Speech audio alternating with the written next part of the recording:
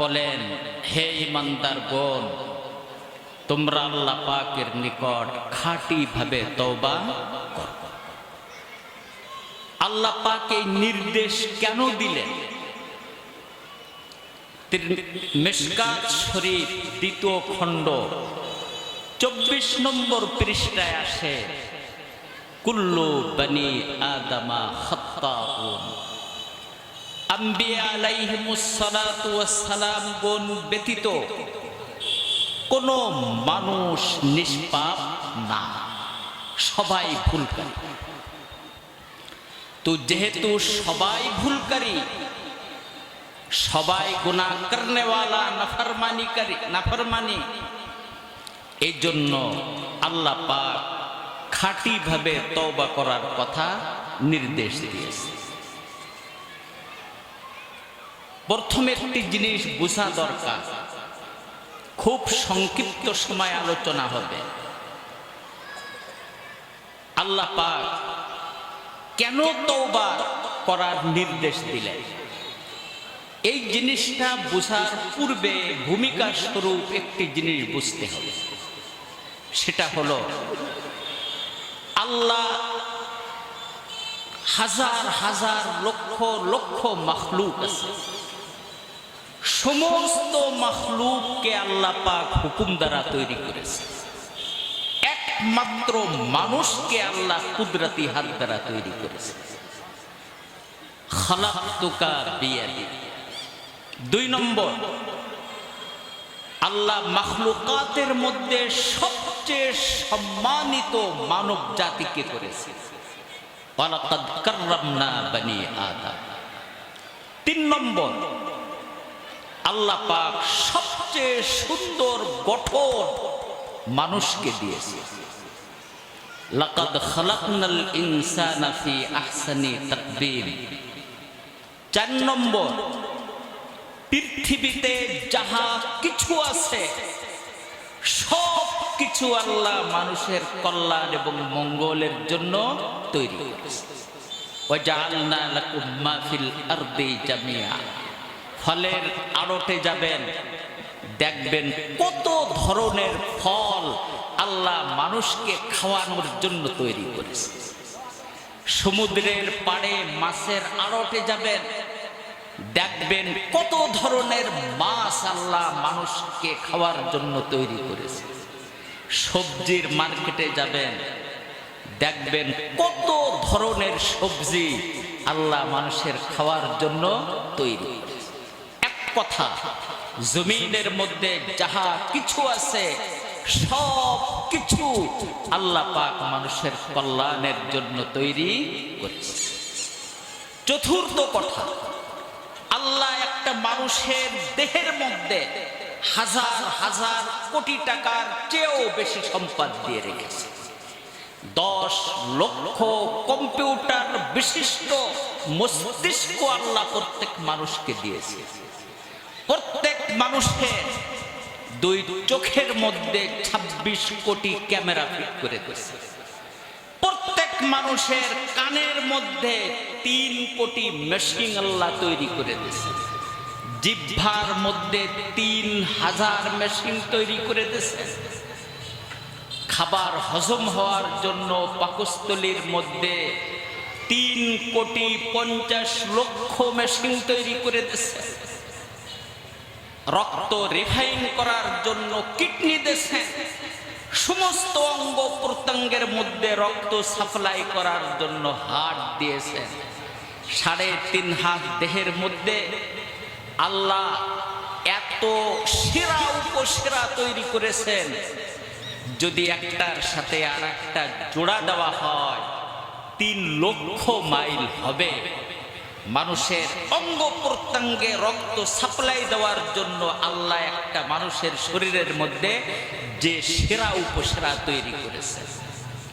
অনেক সময় heart attack করে, বাইপাস অপারেশনের প্রয়োজন পড়ে, রক্ত পাবে কোথায়? এজন্য রানের মধ্যে, হাতের মধ্যে অতিরিক্ত রগের ব্যবস্থা আল্লাহ করে দিয়েছে। প্রতিদিন 1,60,000 বার অক্সিজেন আল্লাহ দিয়েছে। প্রতিদিন 1 একজন মানুষকে ৮০,০০০ বার চেক আপ করতেছে। প্রতিদিন একটা মানুষের কিডনিকে আল্লাহ পাক ৩৬ বার ডায়ালাইসিস করতেছে।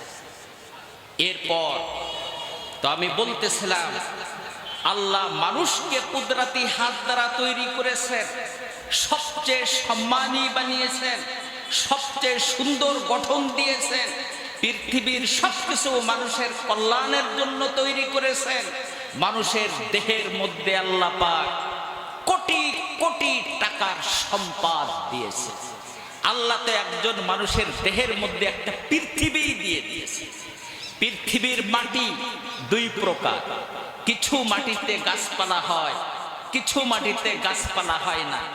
হাতের তালু, পায়ের তালু ওই জমিনের ন্যায়, যে জমিনের মধ্যে কোনো গাছপালা হয়। গাছ পৃথিবীতে যে হয় তিন ধরনের, মোটা, মাঝারি, ছোট। দাড়ি বড় গাছ, মাথার চুল বড় গাছ, মোষ বড় গাছ, বগলের চুল, বুকের চুল এগুলো মাঝারি গাছ, আর পশমগুলো ছোট গাছের সমতুল্য। এই পৃথিবীতে পাহাড় আছে, বড় পাহাড়, মাঝারি পাহাড়, ছোট পাহাড়। কোমর, ঘাট বড় পাহাড়, মাথা, হাঁটু, কোনই, গিরা এগুলো মাঝারি পাহাড়। হাতের আঙ্গুলগুলো হলো ছোট ছোট পাহাড়ের সমতুল্য। পৃথিবীতে সাগর আছে, নদী আছে। সাগরের পানি লবণাক্ত, এই জন্য পেশাব বেশি মাত্রায় হয়, দেখেন লবণাক্ত। এটা সাগর সাদৃশ্য। আর জিহ্বার তল দেশে যে পানিটা বের হয় এটা মিষ্টি। আমার উদ্দেশ্য হলো, আল্লাহ পাক একটা মানুষের দেহের মধ্যে তো একটা পৃথিবী দিয়েছে। তারপর আল্লাহ পাক একমাত্র মানুষকেই বিনিময় দিবেন, অন্য কোন মাখলুক বিনিময় পাবে না, মানব দানব ব্যতীত। কেমন বিনিময়? মালা আইনুন রাআত ওয়ালা উযুনুন সামিআত ওয়ালা খাতারা আলা কলবি বাশার। এমন সুখ, এমন শান্তি যা পৃথিবীর কোনো চক্ষু দেখে নাই, কোনো কর্ণ শুনে নাই, কোনো মানুষ কল্পনায়ও আনতে পারে না। সবচেয়ে নিম্নমানের জান্নাতি যে ব্যক্তি হবে, তার বাড়ির এরিয়া হবে 10 লক্ষ মাইল। সুবহানাল্লাহ। যার লাঠি পরিমাণ জায়গার দাম দুনিয়া এবং দুনিয়ার মধ্যে যাহা কিছু আছে তার চেয়েও বেশি দামি। ৮০,০০০ চাকর দেবেন, ৭২টি হুর দিবেন, চেহারা ইউসুফ আলাইহিস সালামের মতন করে দিবেন, কণ্ঠ দাউদ আলাইহিস সালামের মতন দেবেন, স্বভাব বিশ্ব নবীর মতো দিবেন। প্রতি সপ্তাহে আল্লাহ দাওয়াত করে খাওয়াবেন। এত উপঢৌকন দেবেন একজন জান্নাতীকে, দুনিয়ার সমস্ত ট্রাকটা বহন করে পারবে। সুবহানাল্লাহ বলবেন না? এমন বিনিময়, মানুষ অন্তরে যেটা আসবে আল্লাহ তাকে সেটা দান করবে। ১০০ তালার নিচে জান্নাতের মধ্যে কোনো বিল্ডিং হবে না, যার এক এক তালার ফ্লোর থেকে ছাদ পর্যন্ত দূরত্ব হলো মিনাল আরদে ইলাস সামা, মাটি থেকে আসমান পর্যন্ত। সুবহানাল্লাহ। আল্লাহ এত কিছুর ব্যবস্থা মানুষের জন্য করেছেন একটা কাজের জন্য, সেই কাজটি হলো মানুষ ইখলাসের সহিত ইবাদত বান্দেগি করে আল্লাহকে খুশি করে দেবে। আর গুনাহ থাকা অবস্থায় ইবাদত করা সম্ভব হয় না। গুনাহ থাকা অবস্থায় ইবাদত করলে ওই ইবাদত কবুল হয়। আর ইবাদত বান্দেগিটাই হলো আল্লাহকে খুশি করার মাধ্যম। তো ইবাদত বান্দেগির তৌফিক প্রাপ্ত হওয়ার জন্য, ইবাদত বান্দেগি আল্লাহর কাছে কবুল হওয়ার জন্য, যাতে বান্দা আল্লাহকে খুশি করতে পারে, তওবা করলে গুনাহ মাফ হয়ে যাবে। অতএব তার জন্য ইবাদত বান্দেগি করা সহজ হবে। কারণ গুনাহর কারণে অন্তর ময়লা হয়ে যায়, দুর্বল হয়ে যায়। আর যখন অন্তর দুর্বল হয়ে যায়, মানুষ ইবাদত বান্দেগির স্বাদ পায় না। আর যখন ইবাদত বান্দেগির তখন সেই ইবাদত বান্দেগি করতে পারে। দ্বিতীয় কথা হলো গুনাহ থাকা অবস্থায় তওবা না করে গুনাহ রাখা অবস্থায় যদি বান্দা আল্লাহর ইবাদত বান্দেগি করে, ওই ইবাদত বান্দেগি আল্লাহর কাছে কি হয় না, কবুল হয়। তো আল্লাহর যে মূল উদ্দেশ্য, এত কিছু আল্লাহ করলেন একটা কাজের জন্য, সেটা হলো বান্দা ইখলাসের সহিত ইবাদত বান্দেগি করে আল্লাহকে যেন খুশি করতে পারে। আর গুনাহ থাকলে আল্লাহকে খুশি করা যায় না, গুনাহ থাকলে আল্লাহ নারাজ হয়ে যায়, বেজার হয়ে যায়। এই জন্য আল্লাহ পাক তওবার বিধান দিয়েছে। তওবা করলে কি হবে? তওবা শব্দের শাব্দিক অর্থ ডিকশনারিতে 5টি আসে। অনুশোচনা, প্রত্যাবর্তন, ফিরে আসা, ক্ষমা চাওয়া, অনুতপ্ত হওয়া, একে বলে তওবা। তওবা করলে লাভটা কি? জামে সগীর 6ষ্ঠ খণ্ড 21 নম্বর পৃষ্ঠার একটা হাদিস আপনাদের সামনে তেলাওয়াত করেছি। কোরআনে কারীমের সূরা তাহরীমের যে আয়াতটি তেলাওয়াত করা হয়েছে, ওই আয়াতের মধ্যে আল্লাহ পাক বলেন, আসা রাব্বুকুম আইয়ুকাফিরা আনকুম সাইয়্যাতিকুম। বান্দা যদি কিতাবী বিধান মতো আল্লাহর কাছে তওবা করে, আল্লাহ তার সমস্ত গুনাহ মাফ করে দেন। অন্য আয়াতের মধ্যে আছে, ইন্নাল্লাহা ইয়াগফিরুদ যুনুবা জামিআ। যুনুব যামবুনের বহু বচন, মানে সমস্ত গুনাহ। এরপর এর পূর্বে আলিফ লাম আসছে, যে আলিফ লাম কোন কোন সময় সমস্তের অর্থ দেয়, একে আলিফ লামে ইস্তিগরাকি বলে। এরপর আবার জামিআ তাকিদ আনতেছেন, মানে কিতাবী বিধান মতো বান্দা যদি আল্লাহর কাছে তওবা করে, আল্লাহ তার সমস্ত গুনাহ মাফ করে দেন। কি পরিমাণ গুনাহ মাফ করবেন? তিরমিজি শরীফের মধ্যে হাদিস আসছে, আল্লাহর নবী হযরত আবু কুহাফাকে বলছিলেন, হে আবু কুহাফা, তোমার গুনাহ যদি পৃথিবীর বালুর দানা পরিমাণ হয়, তোমার গুনাহ যদি পৃথিবীর বৃক্ষের পাতা পরিমাণ হয়, তোমার গুনাহ যদি সমুদ্রের ফেনা পরিমাণ হয়, আর তুমি কিতাবী বিধান মতো যদি তওবা করো, আল্লাহ তোমার গুনাহ মাফ করে দেবে। তিরমিজি শরীফ 2য় খণ্ড 194 নম্বর পৃষ্ঠায় হযরত আনাস রাদিয়াল্লাহু আনহুর হাদিস আসছে, হাদিসে কুদসি।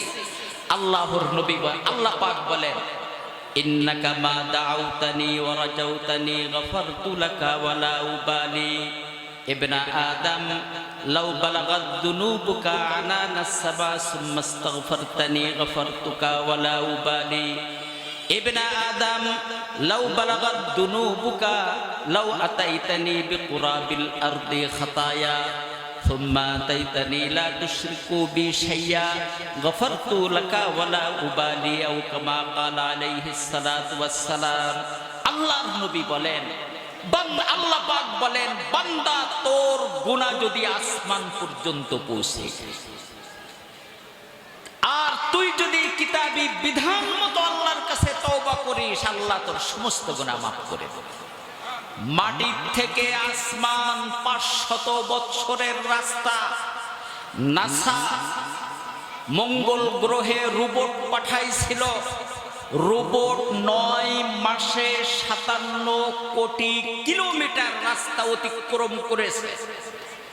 এই রোবট 57 কোটি কিলোমিটার 9 মাসে অতিক্রম করেছে। 1 বছরও লাগেনি। 1 বছরের 4 ভাগের 1 ভাগ কম আছে। 9 মাসে 57 কোটি কিলোমিটার রাস্তা অতিক্রম করেছে। এই রোবট যদি বিরামহীন অবস্থায় 500 বছর চলে, যত দূর যেতে পারবে, আল্লাহর আসমান এত দূর। আল্লাহ পাক বলে, বান্দা তোর গুনাহ যদি আসমান পর্যন্ত পৌঁছে যায়, আর তুই কিতাবী বিধান মতো যদি তওবা করিস, আমি তোর সব গুনাহ মাফ করে দেব। এরপর আল্লাহ পাক বলতেছেন, বান্দা তোর গুনাহ যদি গোটা তোর গুনায় যদি গোটা পৃথিবী ভরে যায়, আমি তোর কি পরিমাণ গুনাহ হলো এদিকে না তাকিয়ে তোর সমস্ত গুনাহ মাফ করে দেব।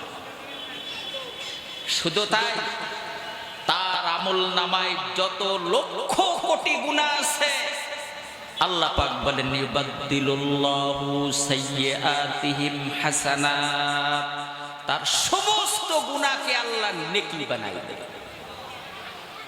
কিতাবী বিধান মতো যে ব্যক্তি তওবা করবে, আল্লাহ ওই বান্দাকে নিজের ওলি বানায় দেবে।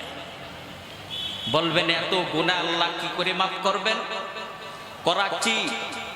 করাচিতে ক্লিপ টাউন একটা জায়গা আছে আরব সাগরে। করাচি শহরে 4 কোটি মানুষ বসবাস করে। 4 কোটি মানুষের পিশাব পায়খানা ময়লা আবর্জনা ড্রেনের মাধ্যমে আরব সাগরে যখন পড়ে, পাহাড়ের মতো হয়ে যায়। আরব সাগরের একটি ঢেউ 1 মিনিটের মধ্যে কোটি কোটি মানুষের সমস্ত নাজাসাতকে পুত পবিত্র করে দেয়।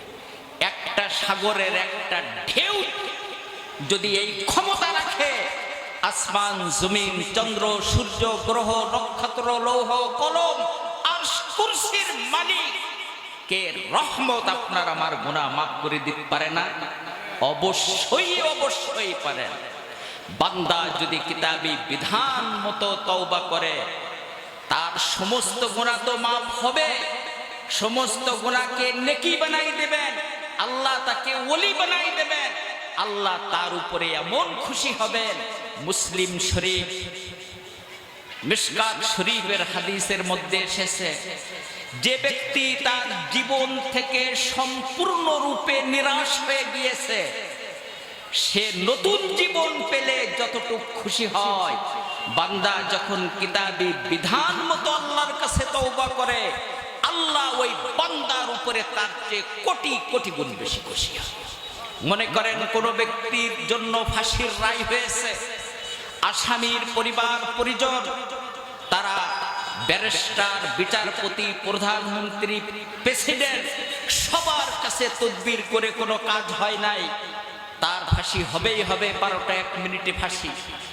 তাকে ফাঁসির মঞ্চে নিয়ে যাওয়া হলো, 1 মিনিট বাকি তার গলায় ফাঁসির রশি ঝুলিয়ে দিতে।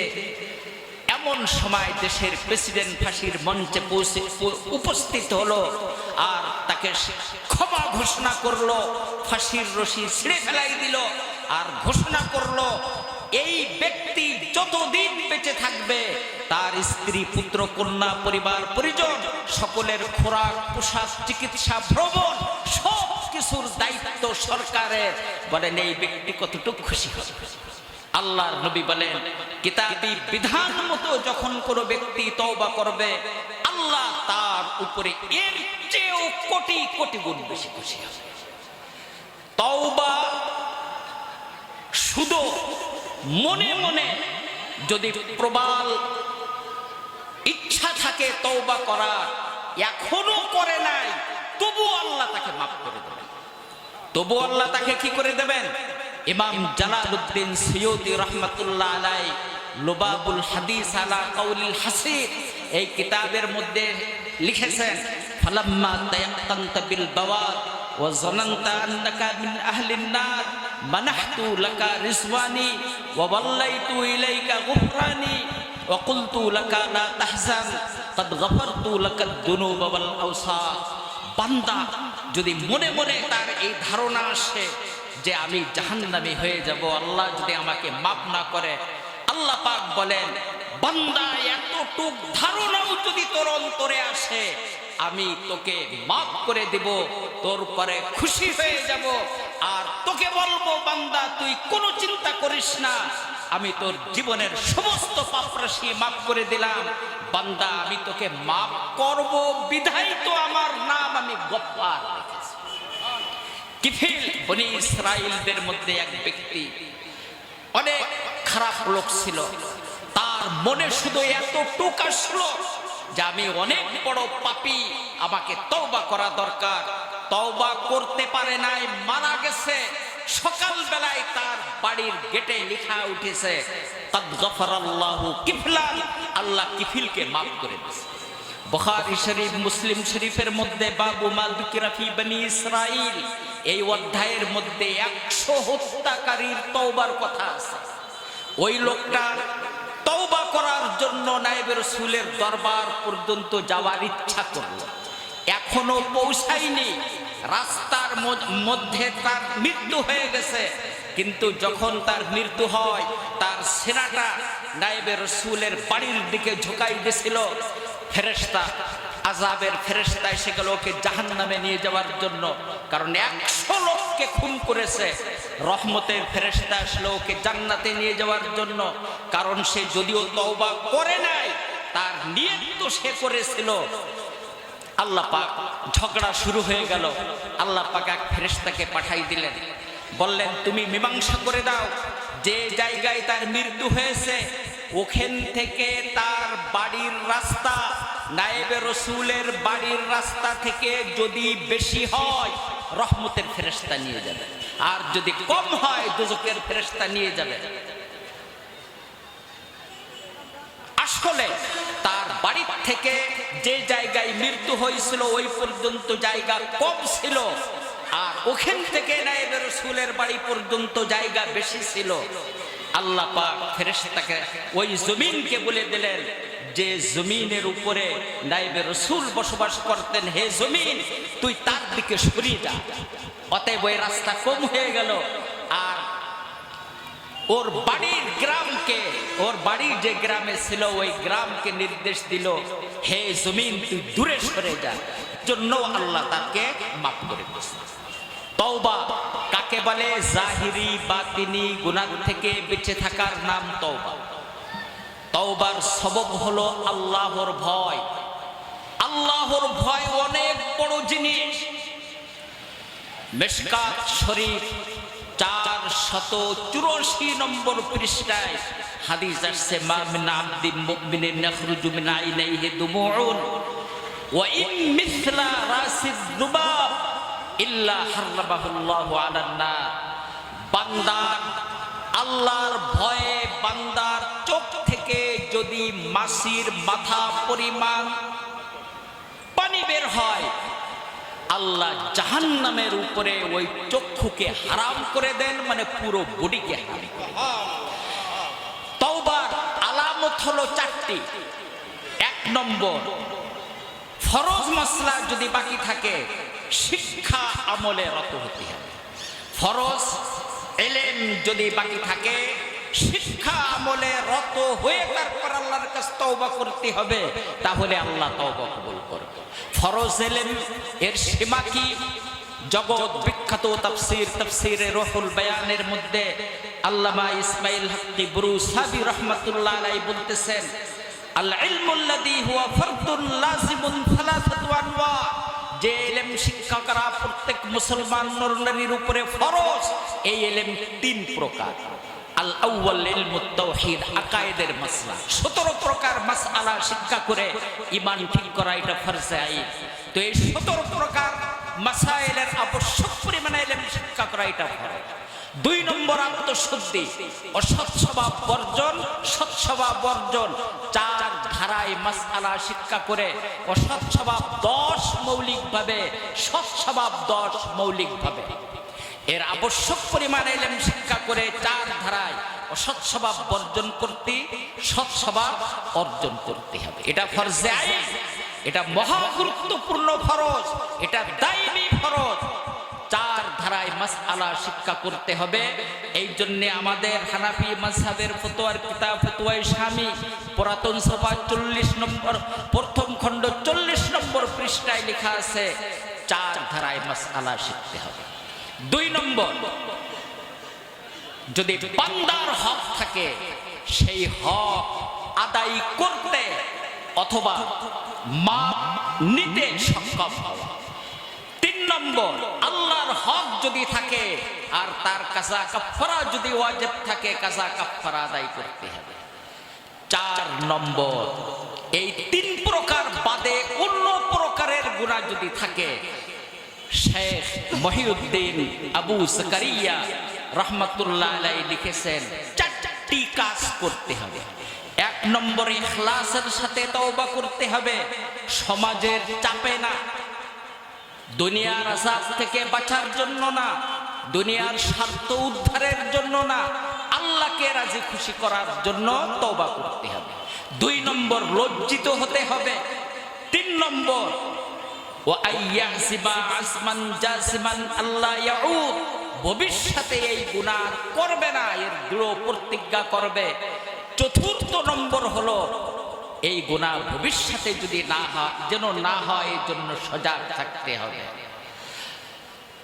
তাহলে আমার যেটা উদ্দেশ্য, বান্দার হক থাকলে বান্দার হক আদায় করতে হবে।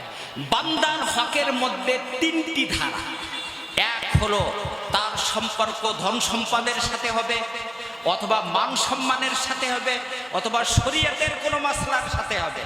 যদি ধন সম্পদের সাথে হয়, কেউ কারোর ধন সম্পদ আত্মসাৎ করেছে, তখন তার 2 সূরত, ওই সম্পদ ফেরত দেওয়ার ক্ষমতা রাখবে অথবা রাখবে না।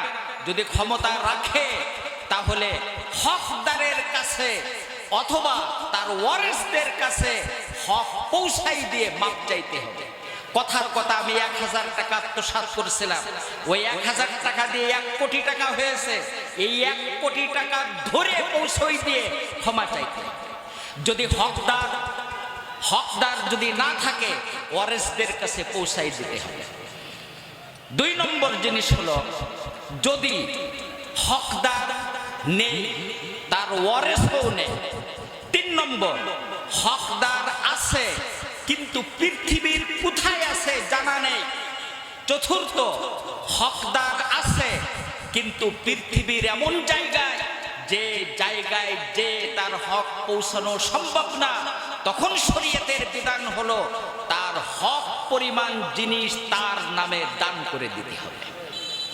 হক পরিমাণ জিনিস তার কাছে কি করতে হবে? আর যদি আত্মসাৎকৃত হক জিনিস দেওয়া সম্ভব না হয়, অনেক কঠিন ব্যাপার।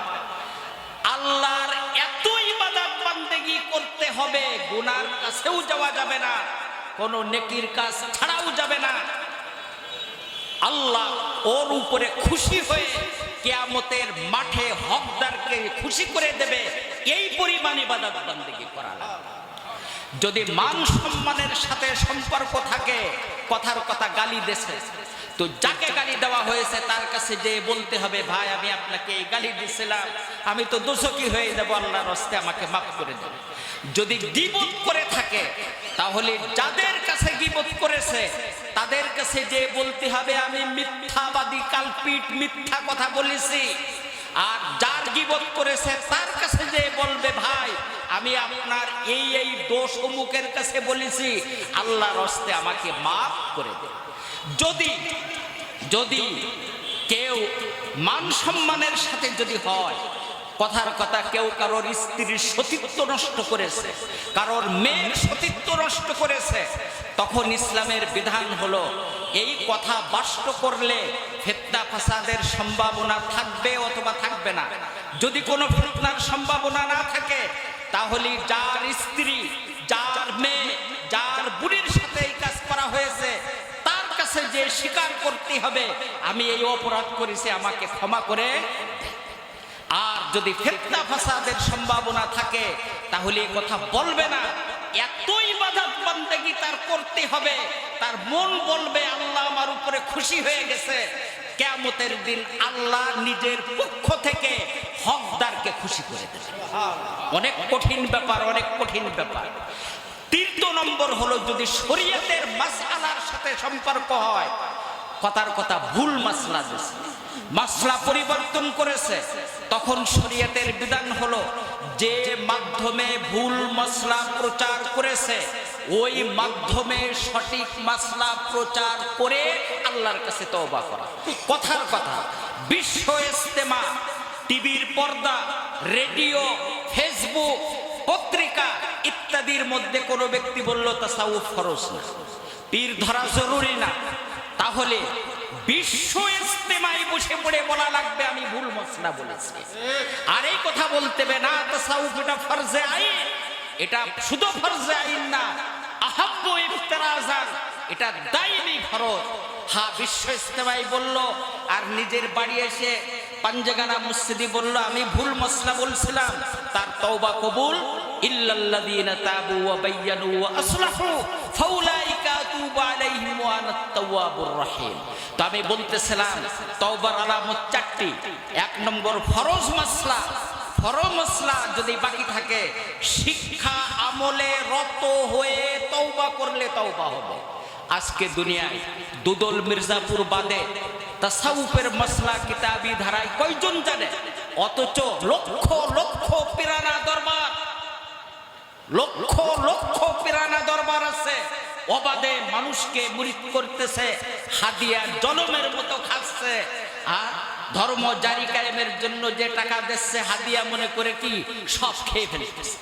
কোন কোন মাহফিলের মধ্যে তো 10 কোটি টাকা এক এক মাহফিলে ওঠে, কোন মাহফিলের মধ্যে 4 কোটি টাকা ওঠে। জনগণ এই টাকা ধর্ম প্রচারের জন্য দেয়। সত্যিকার তাসাউফের ইলম যদি থাকতো এই চরম আকারের ভুলের মধ্যে তারা লিপ্ত হতে পারত।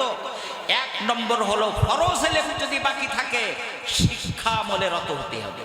2 নম্বর বান্দার হক যদি থাকে সেটা আদায় করতে হবে, অথবা হকদার বা তার ওয়ারিস থেকে ক্ষমা নিতে হবে। বুঝতে হবে যে খুশি মনে সে আমাকে মাফ করেছে, তত সময় পর্যন্ত মাফ যাবে। 3 নম্বর যদি আল্লাহর হক যার কাজা কাফারা ওয়াজিব এটা যদি জিম্মায় থাকে তাহলে কাজা কাফারা আদায় করে আল্লাহর কাছে তওবা করতে হবে।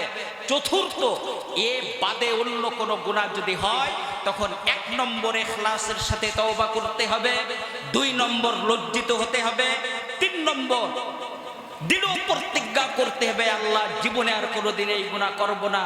4 নম্বর ওই গুনাহ ভবিষ্যতে যাতে না হয় এজন্য সচেতন থাকতে হবে।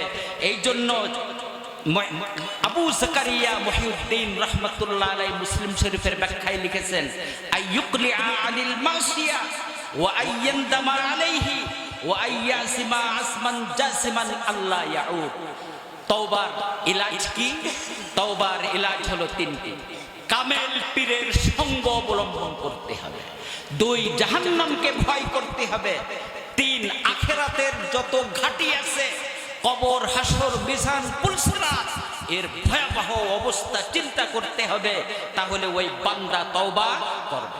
কথা শেষ করে দিচ্ছি, এই যে আল্লাহর পূর্ণাঙ্গ দিন যেখানে শিক্ষা দেওয়া হয়, যেখানে আল্লাহর পূর্ণাঙ্গ দিন প্রচার প্রসার করার প্ল্যান তৈরি করা হয়, যেখানে পূর্ণাঙ্গ দিনের কিতাব লেখা হয়, যে জায়গায় নায়েবে রাসূল আল্লাহর ইবাদত করে, চোখের পানি ফেলায়, দোয়া করে, ওই জায়গার দাম আল্লাহর কাছে কত বেশি চিন্তা করেন।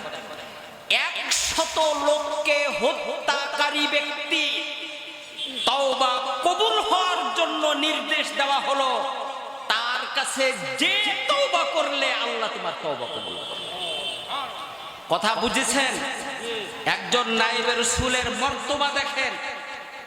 বাবু মা দুকিরা ফি বনি ইসরাইল, বুখারী শরীফ প্রথম খণ্ডের মধ্যে এই ঘটনা আসছে। 100 ব্যক্তির হত্যাকারীকে বলা হলো, নির্দেশ দেওয়া হলো, তুমি যদি নায়েবে রাসূলের কাছে যে তওবা করো তাহলে আল্লাহ তোমার তওবা কি করতে পারে? কবুল করতে পারে। যে জায়গায় আকায়েদ তাসাউফ ফিকহ শিক্ষা দেওয়া হয়, আকায়েদ তাসাউফ ফিকহ প্রচার প্রতিষ্ঠার প্ল্যান যে জায়গায় করা হয়, যে জায়গায় আকায়েদ তাসাউফ ফরজ ইলমের কিতাব লেখা হয়, যে জায়গায় নায়েবে রাসূলরা থাকেন, ইবাদত বান্দেগি করেন, দোয়া করেন, চোখের পানি ফেলাই দোয়া করেন, এই জায়গার মর্তবা আল্লাহর কাছে কত বেশি চিন্তা করেন। আল্লাহ তো মহা সর্বশক্তিমান, অসীম ক্ষমাশীল, যে কোনো মানুষের তওবা কবুল করতে পারে, কিন্তু শর্ত করে দেওয়া হলো ওই জায়গায় যে তওবা করলে আল্লাহ তওবা কবুল করবে। লোকটা তওবা করতে পারে নাই, মৃত্যু হয়ে গেছে, মৃত্যু হয়ে গেছে, এখন 100 মানুষের হত্যাকারী, একজন লোককে অন্যায়ভাবে হত্যাকারীর শাস্তি হলো জাহান্নাম। এই লোকটা 100 লোককে হত্যা করেছে। যখন তাকে ওই জায়গায় যাওয়ার কথা বলা হয়েছে, খুব খেয়াল করে শুনেন, ওই জায়গায় যাওয়ার কথা বলা হয়েছে, রওনা দেশে রাস্তায় মৃত্যু হয়ে গেছে। তো আল্লাহ আইন হিসেবে তো তার দোজখে যাওয়ার কথা, কারণ যে জায়গায় তার মৃত্যু হয়েছিল ওখান থেকে তার বাড়ি পর্যন্ত জায়গা ছিল কম, আর নায়েবে রাসূলের বাড়ি পর্যন্ত আযাবের ফেরেশতা তাকে নিয়ে যাওয়ার কথা। লক্ষণীয় বিষয় হলো এই, আল্লাহ খাস রহমত প্রকাশ করলেন ওই জায়গা সম্মানের খাতিরে। আল্লাহ বলে দিলেন নায়েবে রাসূলের বাড়ি যে গ্রামে ছিল ওই গ্রামকে নির্দেশ দিলেন, তুমি ওই হত্যাকারীর দিকে সরে যাও, ওর দিকে কি সরে যাও।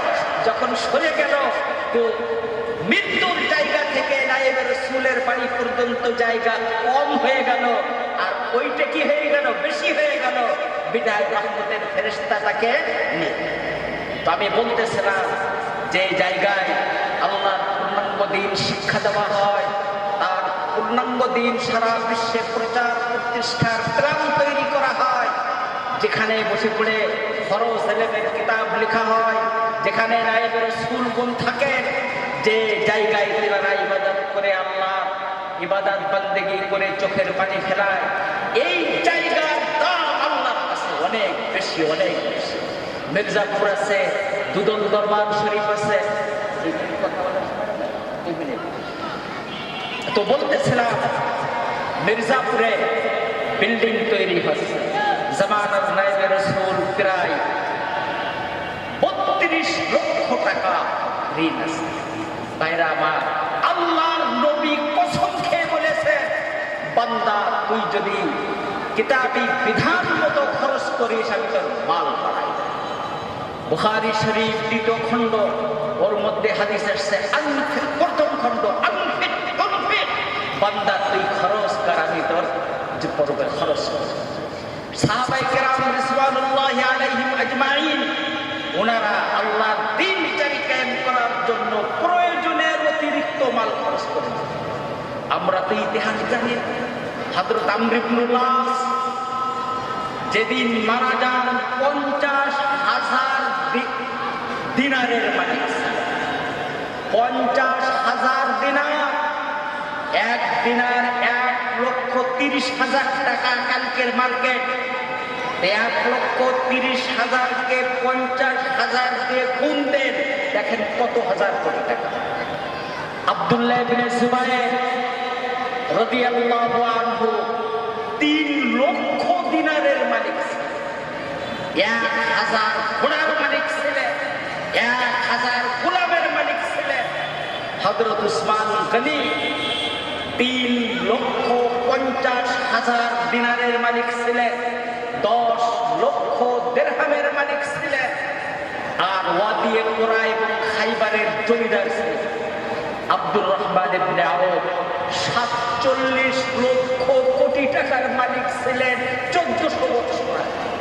হযরত আব্বাস রাদিয়াল্লাহু আনহু, হযরত আব্বাস রাদিয়াল্লাহু আনহু উনি বেঙ্গুল জাসিরাতুল আরব, আরব ভূখণ্ডের ব্যাংক ছিলেন।